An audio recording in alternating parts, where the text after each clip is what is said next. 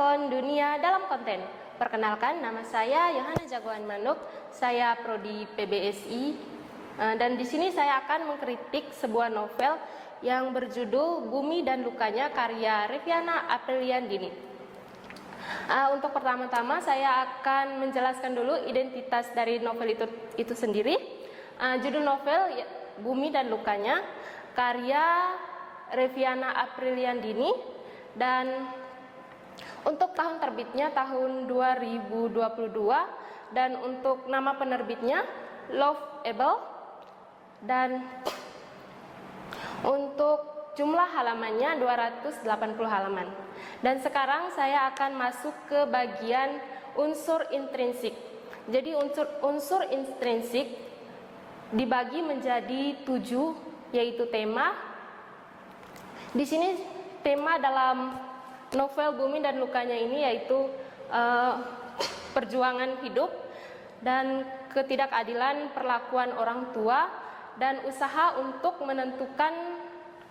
menentukan kebahagiaan dari luka fisik dan mental. Dan untuk tokoh di sini ada beberapa. Yang pertama Bumi, yaitu tokoh utama dalam novel ini. Bumi memiliki pribadi yang tabah, sabar, dan kuat dalam menghadapi luka batinnya. Yang kedua yaitu ayah Bumi yang bernama Johan. Itu dia egois, otoriter, keras, dan dia penyayang tapi gengsi untuk mengungkapkan. Dan yang ketiga itu mamanya Bumi. Mamanya Bumi ini bernama Clarissa. Dia itu egois, suka membandingkan anaknya, dan tidak peduli dengan si Bumi. Dan yang keempat itu Asri. Asri yaitu kakaknya Bumi. Asri memiliki sifat yang iri dan ingin menang sendiri. Dan yang berikutnya si Senjani, kekasihnya Bumi. Senjani ini sangat sabar, peduli terhadap Bumi, perhatian juga. Berikutnya Janu. Janu itu pribadi yang sabar, selalu menjadi tempat curhatan dari si Bumi. Oh, saya lupa untuk sinopsisnya. Jadi sinopsisnya itu anak bungsu dari sebuah keluarga itu, dia mengalami luka batin yang sangat parah. Jadi dia itu tidak diinginkan oleh keluarganya hadir ke dunia. Dia selalu diabaikan oleh keluarganya, terlebih dari mamanya. Mamanya itu sangat tidak ingin dia hadir di dunia. Jadi dia sangat terluka di dunia ini. Untungnya dia bertemu dengan kekasihnya dan sahabatnya. Kekasihnya Senjani dan sahabatnya Januari. Jadi itu menjadi tempat ternyaman untuk dia pulang. Jadi Bumi Jadi Bumi itu tidak menemukan makna rumah di keluarganya sendiri, tapi dia menemukan makna rumah di Senjani dan Janu. Jadi itu sedikit sinopsis dari novel Bumi dan Lukanya. Berikutnya kita masuk ke alur. Untuk alur ini, novel Bumi ini menggunakan alur campuran, alur maju mundur. Jadi untuk ceritanya itu bergerak maju, tapi di pertengahan itu diselingi dengan flashback tentang masa lalu Bumi yang mempengaruhi luka batinnya. Yang berikutnya tentang unsur intrinsik dari sudut pandang. Jadi sudut pandang yang digunakan dalam novel ini yaitu sudut pandang orang ketiga serba tahu. Jadi pengarang itu seolah-olah tahu apa karakter dari semua tokoh dalam novel ini. Yang berikutnya itu apa?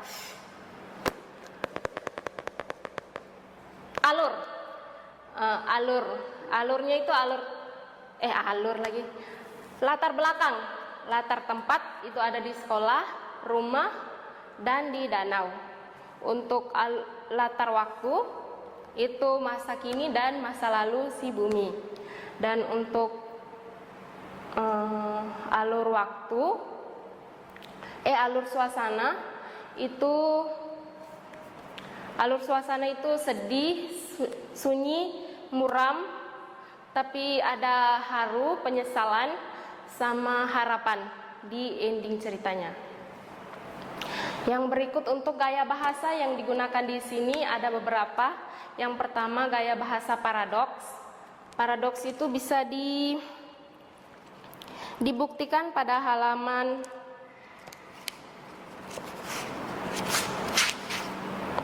pada halaman 12 yang kutipannya berbunyi seperti ini.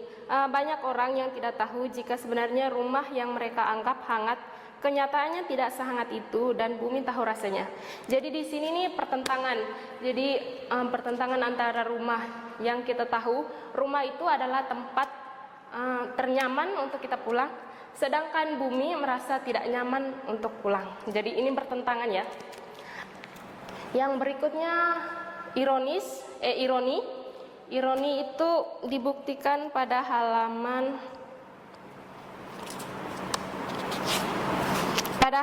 29 yang menyatakan bahwa bumi nggak pernah ngerasa disayang sama mama dan papa. Jadi ini sindiran terhadap orang tuanya, karena bumi tidak pernah merasakan kasih sayang dari kedua orang tuanya, sedangkan kakaknya sangat beruntung karena merasakan kasih sayang dari kedua orang tuanya.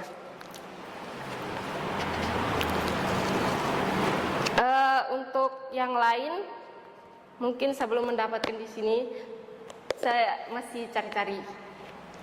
Yang lain itu sarkasme. Untuk sarkasme itu belum. Jadi itu saja untuk amanat. Jadi amanat di sini saya ambil untuk orang tua sama untuk teman-teman yang memiliki trauma luka batin.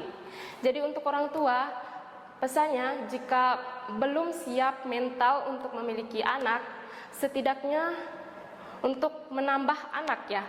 Kalau anak pertama ya mungkin masih bisa, tapi kalau untuk menambah anak dan mentalnya belum kuat, setidaknya jangan dulu, karena itu akan merusak mental anak ke depannya.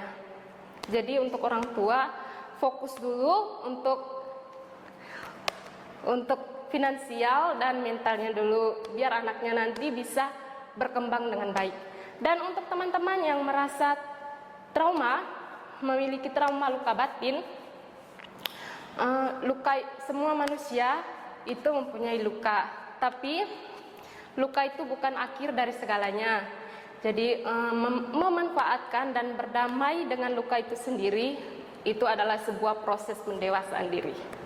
Jadi itu untuk unsur intrinsik. Kita masuk ke unsur ekstrinsik. Untuk ekstrinsik, yang pertama biografi pengarang. Jadi pengarang ini bernama Reviana Apriliandini. Dia hangat disapa An. Dia anak kedua dari 3 bersaudara, seorang perempuan kelahiran 1 April 2001. Dia mulai menulis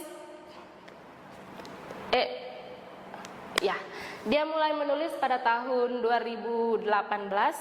Genre yang diambil adalah genre angst, yaitu genre tentang luka batin, jadi trauma. Jadi dia menulis tentang genre itu. Jadi untuk pertama kalinya, itu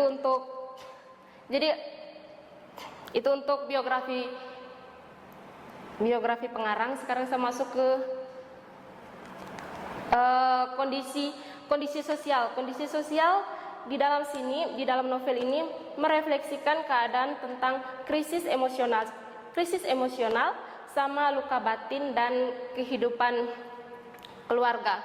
Terus untuk budaya, di novel ini menceritakan tentang budaya orang tua yang ada di kota, orang tua modern yang selalu mengabaikan kebutuhan anak.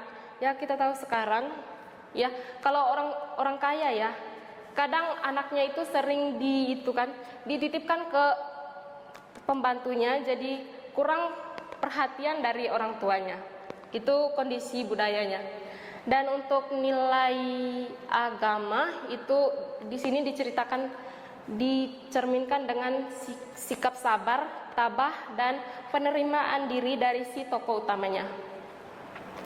Jadi itu saja.